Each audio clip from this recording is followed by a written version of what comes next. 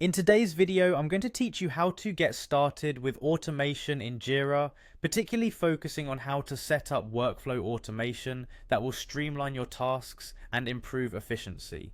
Whether you're new to Jira or just looking to optimize your workflow, you're in the right place. Let's dive in and explore how you can use Jira's powerful automation capabilities to simplify your work processes. To begin, navigate to your Jira project. Here you'll want to go to Project Settings. Within this menu, locate and select Automation. This section is where all your automation magic happens. Once you're there, you'll see an option to Create Rule. Clicking on this will initiate the process of building your new automation rule, serving as the foundation for how tasks are managed automatically. Next, it's time to select a trigger. Triggers are the specific events that will start your automation rule running. Think about actions such as issue created, issue updated, or when an issue is transitioned. Selecting a trigger is essential because it defines the starting point of your automated process.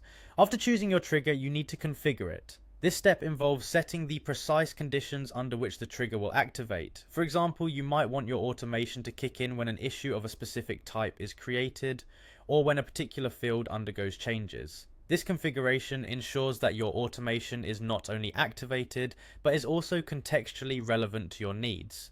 Once your trigger is set up, consider adding conditions. Although this step is optional, it allows you to refine your rule further. Conditions can specify finer control over when actions should occur, adding another layer of sophistication to your automation setup. Now comes the exciting part, choosing the actions your automation will perform. Actions can vary greatly. You might want to create subtasks, assign issues, or update fields. Selecting the right actions ensures that your automation aligns with your project goals and workflows. After selecting actions, you need to configure them. This means setting specific parameters, like choosing the assignee for a task, defining new field values, or detailing subtask attributes. These configurations are crucial as they determine what exactly gets executed when your automation rule is triggered. When you're satisfied with your automation rules setup, look to the top right of the screen and click Turn on Rule.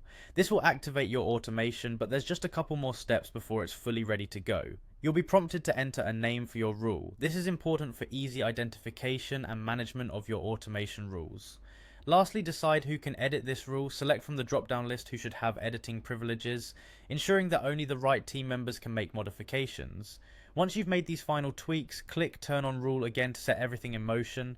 Your automation is now live, ready to enhance your Jira workflows efficiently.